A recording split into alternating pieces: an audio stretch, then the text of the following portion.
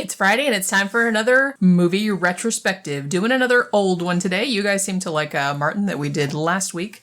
So this week we're going to do sort of, I guess I'd call it a cult classic. It's a weird movie. Even though it's kind of like, I know this is kind of a weird thing to say, but it's almost like a forgotten cult classic. Yeah, I liked this movie. I did too, liked it a actually. lot. It was a weird movie because it's like a low-budget movie done really well. Yeah. But it's also kind of got a really high budget for a low-budget movie. It's a weird... It is a very weird juxtaposition, yeah. And it's British, which... that Largely, helped a lot. yeah. The British know how to make a good low-budget movie, you know? Kind of like what they did with Star Wars: A New Hope. And what's funny is that that the guys that worked on A New Hope also did this one. So it does kind of have a weird feel to it that I think you guys will enjoy. Yeah, it's kind of like, it has a strange pedigree. It came out in 1985. It's called Lifeforce.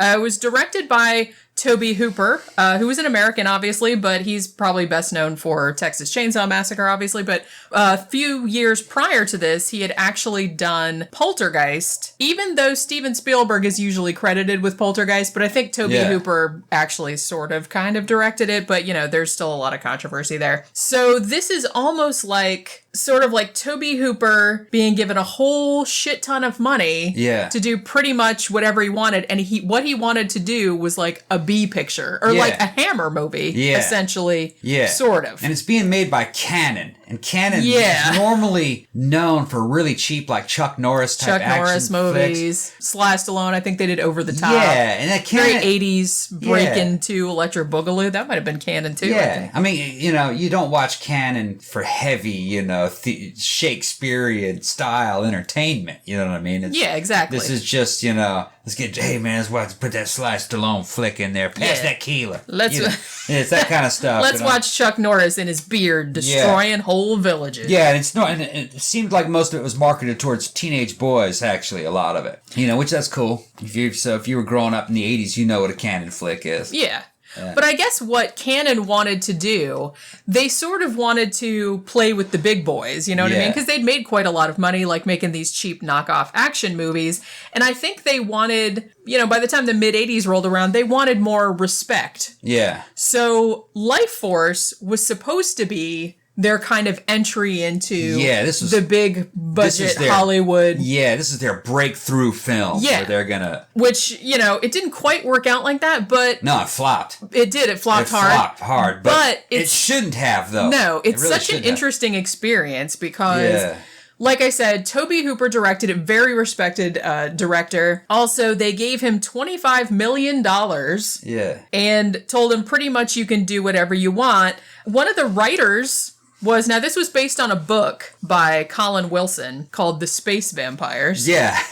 Now that was originally what they were going to call the movie, but then Cannon was like, no, we can't call it that because we wanted to class up the joint. Yeah. So let's call it Lifeforce instead, sounds like... which is the funniest thing because you're like 2 seconds into the movie and in the credits it says, based on the book Space Vampires. Yeah. And I was like, oh, wah, wah, wah, wah. Yeah. You shouldn't have shown that. If you're going to change the title, don't show that. Or just show it really, at the end. Really small. Yeah, show it at the end or something. But yeah, so one of the writers of the screenplay was Dan O'Bannon, who obviously wrote Alien and also Return of the Living Dead. It's almost kind of like those two things combined, like to make this movie because it's like... it's like all those. I'm watching this shit and it's fucking hilarious. It's a vampire movie in space, okay? But, some of it's in space, yeah. Some of it's in space. But the way it plays out, you start off, you're kind of watching Alien, and then all of a sudden you're watching kind of like vampire movie. And then there's this really cute naked chick running around. And then you're watching Gorgo with miniatures of London getting blown up.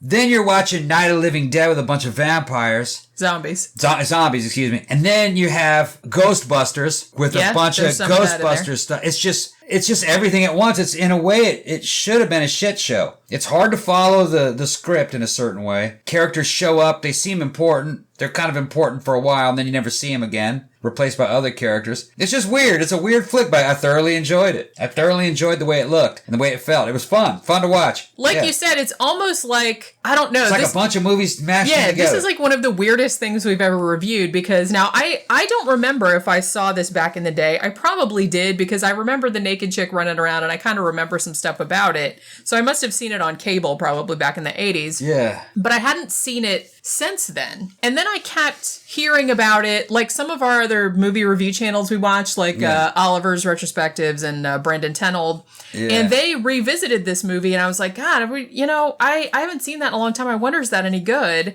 And then it came up on Tubi a couple weeks ago. Yeah, you can watch it for free on Tubi. Yeah, I'm gonna get a Blu-ray copy of this though. Yeah. It's actually good enough to own. It's a cool flick. So I said, man, we should do a review of that, because because I really didn't remember anything about it. And it's just, like you said, in a way, on paper, it sounds amazing. Yeah. But it also sounds like a shit show.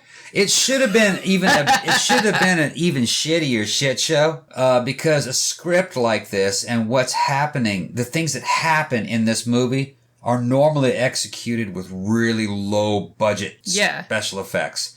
In this case, it's high budget special effects. The shit looks pretty good. It looks pretty good. Especially for the day. I mean, the alien shots look like something on par with H.R. Giger's Alien. Yeah. Scenes of that in certain ways. The miniature shots of London getting screwed up look like something kind of... They're good miniatures. And it's weird, alien ships are attacking and weird crap like that. It's like something kind of like out of Gorgo. And then not that cheap though. Not that cheap. But then you have a bunch of Night of the Living Dead zombies, and then there's something weird about it where you kind of get this Day of the Triffids type feel. Remember that flick? Kind of like that. Yeah. The British have a certain way of doing things. I got a very Hammer, Quatermass in the Pit vibe. Yeah. That's the first thing I thought of. And when I went and read some other reviews, I was like, oh, so I wasn't wrong, because a bunch of people came up with that. I was like, that was what I was reminded of. It started to feel like Ghostbusters. When New York's being attacked by ghosts. Yeah, and toward the end. Ghosts going, right. It had that vibe, and I think somebody from Ghostbusters was actually they borrowed some stuff from Ghostbusters. I would think they borrowed some stuff from a lot of movies. Kind of like with Zool, and with all the light and souls coming out of it. The Stay Puft Marshmallow Man. In this case, they replaced it with zombies. It was. I mean, but I actually thoroughly enjoyed this movie, though. I remember seeing it as young, when I was young, in my 20s. And looking at it and I was kind of nonplussed and not that interested at the time. But we were just being inundated by high budget movies that were kind of like this. Yeah. So this just seemed to be one of the other ones. I really didn't pay much. I didn't really remember it. I remember that naked chick. How could you forget that? Well, that's what I mean. I think when you talk about Lifeforce, it seems like Matilda May, who's the woman that's in this. Hottie. Yeah. Skinny, but hottie. She walks around like naked most of this movie. And I think that's pretty much the only thing people remember about it that haven't seen it in a long time. I mean, it is very memorable. She was very 80s. That was like 80s standard of beauty. She was a French model. Kind of fashion model. Yeah. But, like a fashion model that guys would like, straight guys would like. You know what I mean? Yeah. Nowadays, they'd put like some girl on there with some badonkadonk. You know what I mean? She's kind of skinny by today's standards, but she was cute. Yeah. And that was the draw, Yeah, like Teenage I said. Guys are going to sit there. Yeah, they're like, okay, I'll sit through that whole movie watching Matilda May walking around with her titties hanging out. Yeah. All right. You got Patrick Stewart in it. Patrick Stewart. He kisses a man on screen. This is very funny. This is probably... Hilarious. After Matilda May nakedness, like a distant second for things this movie is remembered for. It's an all-star cast. Is Patrick Stewart is in this briefly, and he plays like the head of an insane asylum, right? Yeah. Yeah. And he actually, it's kind of a complicated thing to get into. Yeah, you just have to see the movie. He sort of kisses Steve Railsback. Yeah. Who is kind of the main character. It's not a gay thing, but, it's kind of like a body possession. He doesn't kiss the guy kisses him. Yeah. So, but Patrick Stewart likes to joke that was his first on-screen kiss with Steve Railsback. And you know what? Check this out. Patrick Stewart was always the same age. He looked exactly the same. That motherfucker was 45. This movie came out in 1985. Yeah. He looked like... He was 45 for his whole life. He just came out of the womb looking like that. Yeah. Some people are like that. He still looks like that. Far as I can, I haven't seen him recently, but a couple years ago, he still looked like he's 45. Yeah, it's like he got to a particular age and just stayed there. Yeah. The same thing happened to, who am I thinking of? John Carradine? Yeah. Is it John Carradine that I'm thinking of? I think yeah, he always looked like that. Like, I saw, there was a really, really, really old movie that he was in, like something Prisoner of Shark Island or whatever, where he looked super young in that. But then every movie I saw him in subsequently, he was just like, it was like he went from 30 to like 60 and then stayed. Yeah. And then he just stayed looking like a 60-year-old It's till he also died. got that British guy in there that if you saw Clockwork Orange, it was the guy who grabbed Alex's nuts. Who punched Alex in the nuts. More like grabbed him, smacked him on the nuts. It was like some... Yeah, that was like his guidance counselor type of thing, or his... Punk games. Yeah. Gay games. Yeah, that guy was in this. There's really, like, there's a lot of, like, big British actors. Like, Frank Finlay is in this. There's one American guy. Peter Firth is in it. Yeah, we don't know who he is. Well, one American guy that we don't know who he is. That's what I was saying. Steve Railsback. Yeah. He's been in a shit ton of movies. I don't know who that is. Yeah, he's from Texas. He's been in a shit ton of movies. The sad thing about this, like you said, I mean, 1985, this was only like a year after Ghostbusters came out. I think Cocoon came out the same year as this and kind of whipped its ass. So there was a lot of this sort of, I hesitate to call this a sci-fi movie, although it does have sci-fi elements. I don't know. Yeah, it's kind of all over the place. It's a damn circus. It is. It's good though. But it's a good circus. Yeah. Like, it shouldn't work. It's aged very well for, what it is. The movie, another thing I loved about the movie is that it delivered instantly. As soon as you start seeing the movie, there's shit to look at. And there's not a single boring frame in this fucking movie. Yeah, there is always something. There's always something to look at and crazy to gawk at. Even going if it's on. just British soldiers in kind of the old 80s or 80s uniforms with Styrog machine guns and just, cool shit. British guys being British as fuck. It's got everything you see that you want to see in a movie like this. Well, and it's funny because I think the original cut was quite a bit longer, but even at 128 minutes or whatever this is, it might be a little bit shorter than that. It never drags. There are no slow parts. No. It pretty much, at the beginning, you're in the ship and it's like within 2 or 3 minutes, they're like, oh, we found this ship and there's like, it was on fire. There's all this shit going on, because this crew goes up in a space shuttle and they find this ship that looks like, they said they based it on an artichoke. Yeah, it looked kind of like an umbrella, backwards umbrella flying at you. It looked organic. Kind of like a dandelion. Like an organic spaceship. Dandelion had a love child with a vampire bat on top of a umbrella flying backwards. Kind of like that thing from 2001: A Space Odyssey with a Discovery. It has a big, long, skinny spaceship, but it was made by aliens. That's kind of the cool thing about it, too. And then when they go inside the ship, I mean, the shots in there are gorgeous. Yeah. I mean, the way when they first go in there and there's like all those like bat creatures hanging there. Yeah. It's like all the weird shit in the background. The aliens looked like bats, vampire bats. And the existence of these things that evidently been fucking with humans for a long time created the legends of vampires. They got India somehow. Sounds legit. Not everything is really clear to me with this movie. I believe I was drinking some tequila at the time we were watching this movie. Not you. I think I was. So I was just rolling with it. I wasn't trying to analyze the script. It's not that kind of movie. You know what I mean? It's one where it is taking itself seriously, all right? Yeah, but you don't take it that seriously because it's cool to look at. It's the kind of movie you could just put on the video system at a nightclub and just roll it on repeat, and it would just be a good background visual. Yeah, for a because a lot of the shots are every shot is cool to look at, so you could, Yeah, and like I said, there's a woman walking around naked most of the time. There's there's all the bats. And I forgot to mention too, probably my favorite effect in this, other than the infamous scene where the vampire takes all the blood out of, sucks all your life force energy out. Well, no, I mean sucks all the blood out and then turns into a blood woman. A blood woman. Yeah, and then it falls on the ground. There's no reason for that to happen, but it was just it kind of reminded me of something out of Dracula, where Dracula turns into a pile of rats and falls to the ground and runs away. It was that kind of thing. It was just kind of like an effect that they put in there because they're like, those will look really cool. We don't really, and it did look really cool. Yeah. But one of my favorite, but other than that, my favorite effect in this is what the corpses look like after Matilda May. She doesn't have a name in the movie. She's just called Space Girl. Yeah, in the credits, Space Girl. Yeah. She's a vampire, but they're like psychic vampires. They basically suck out your life energy or your soul or whatever you want to call it. Blood's involved somehow. Remember that? Because it did things with blood and being you could get all your energy somehow sucked out of you, and if the body wasn't destroyed, you'd come back as a vampire. It did spread. It did spread. It did spread. It wasn't so biological in this story. It was more energy based. Yeah. Pretty cool. But I really liked the corpses after they had all their psychic energy sucked out. Those animatronics looked really good. Yeah, they were, you know what I mean? They weren't quite as good at what you could do today. Well, no, of course not. It was 1985. It was for the time, they looked really good. For 1985, and you look at them now and you go, yeah, they're puppets, but you know what? Fuck it, I'm going to roll with it. They look cool. They did. They looked really awesome. Creepy looking puppets. Yeah. And that kind of adds to the charm of this movie. I think it's aged well. I think so, too. It's not a kind of movie where you're totally convinced by the special effects, but that you're not going into this movie with that. Yeah. You're going into this movie that it's an art form. Yeah. You know what I'm talking about? That's definitely what it is. You just appreciate it for an art form. It seems like, and I was talking to somebody on YouTube about this, it's kind of a shame how movies like this,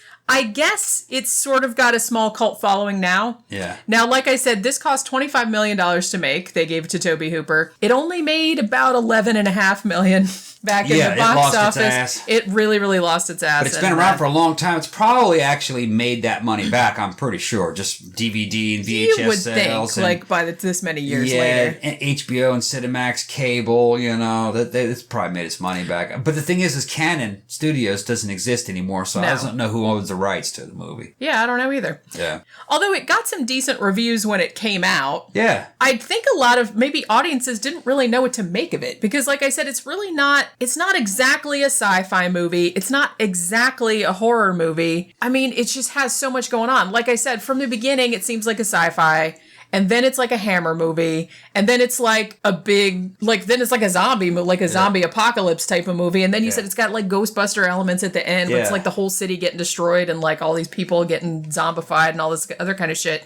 So it's super entertaining. It doesn't make a huge amount of sense, but if it's entertaining, who gives a shit? Yeah. You know what I mean? It looks cool. The story's cool. I should say the guy that wrote the book, The Space Vampires, dude, you call the book The Space Vampires. Okay. So I'm not sure how much of your judgment I can trust. He hated this movie. He hated the movie. He pretty much basically said, he didn't come out and say it, but he pretty much implied that he thought this was like the worst movie adaptation ever made of anyone's novel ever. Yeah.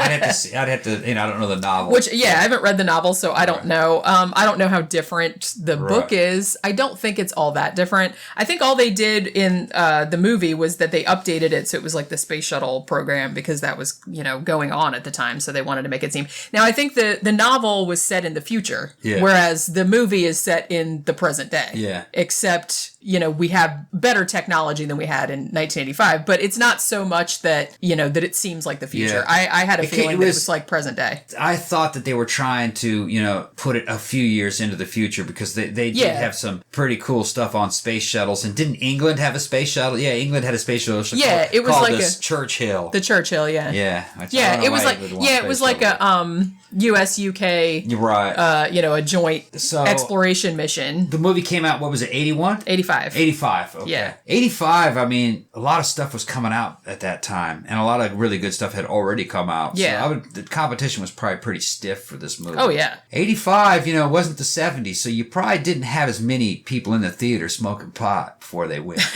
You know what I mean? Yeah. That helped a lot of movies, you know what I mean? That covered up a lot of crazy plot holes and weird scripts, you know what I mean? Like the black hole. Yeah, man, pass it. You can go see the black hole and man, you don't need a spacesuit to be outside. They're right near the black hole. Yeah, okay, yeah. It's just smoke near the black hole. It's totally fine. Yeah. You know how that goes. Yeah. But yeah, I will never forgive the Black Hole's director for allowing the actors to say, we don't want to wear the spacesuits. They're so constricting. We don't want to wear the spacesuit. We're just going to fly around in space. do the space scenes just without do the space. It. God, no one will notice. Everyone's going to be too high to notice. That really ruined that movie. Well, it pulls you out of it. Well, I didn't notice it as a kid because I think I saw it at about, 10?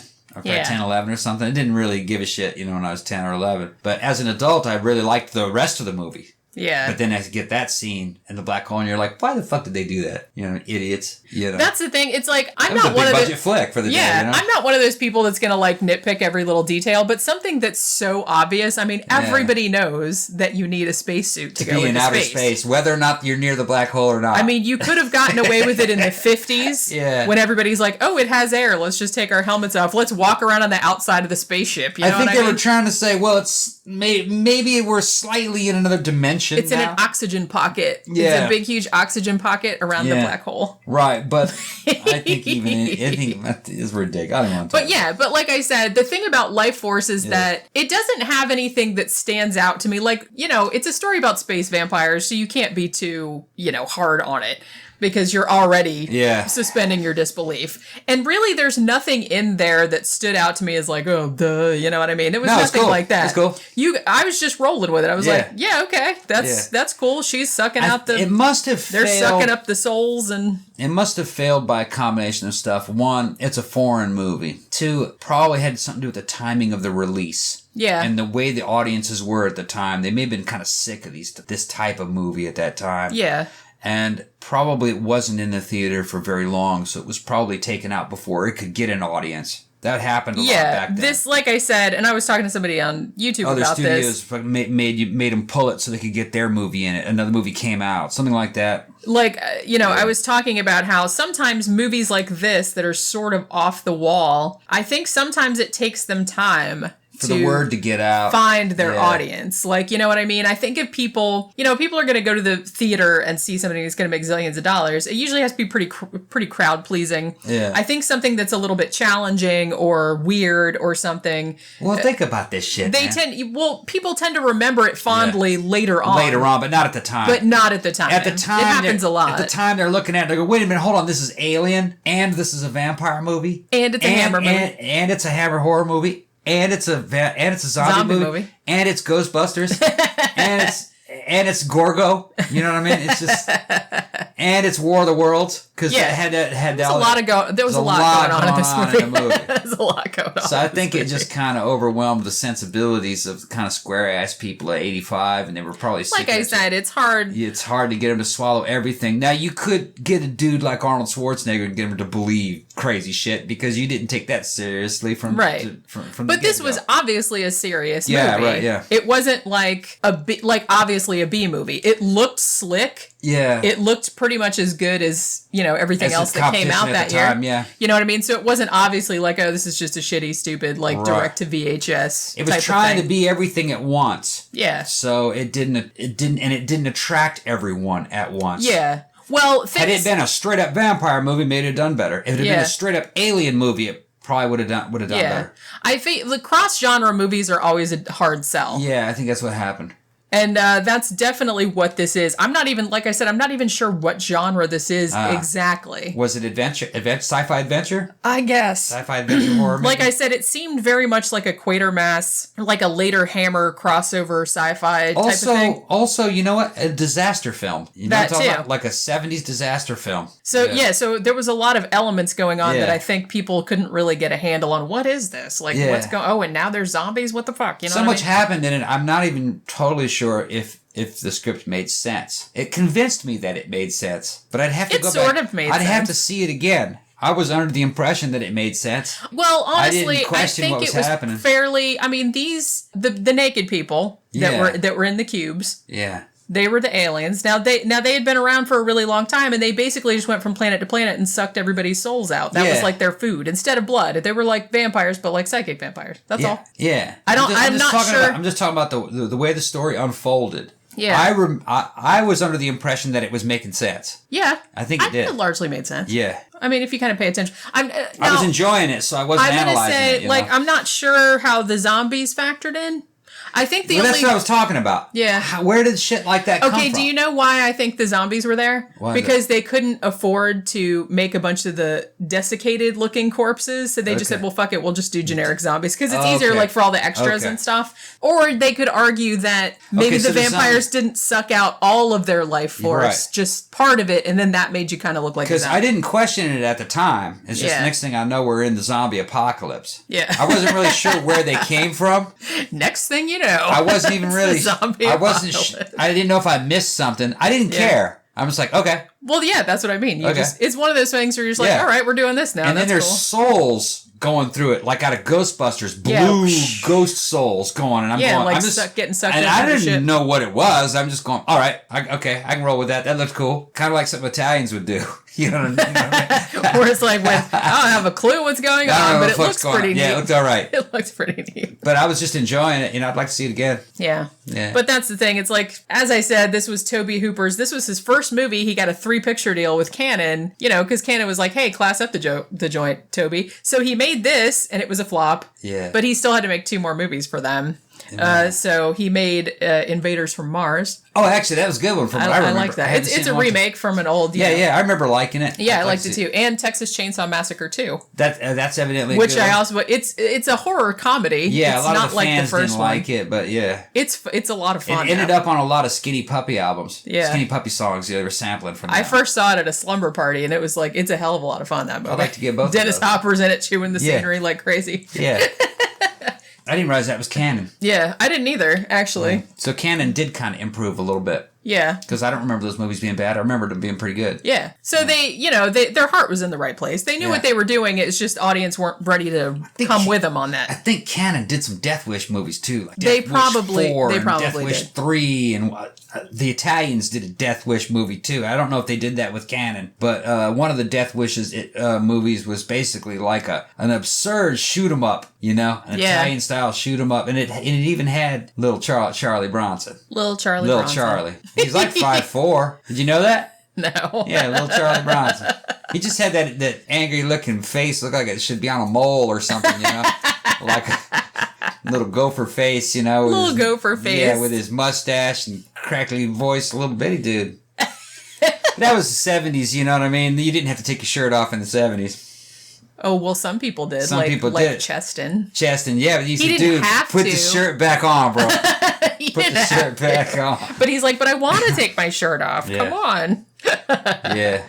But yeah, so seriously, if you are into, because this, like I said, this is one that's a little bit under the radar. I only remembered it because I saw it on a couple of other review shows, and I wanted to revisit it because I hadn't seen it in so long. So if you're into kind of weird cross-genre vampire sci-fi, yeah, I'll give it two thumbs up. Stuff with naked chicks in it, and you're into like British movies too, Yeah.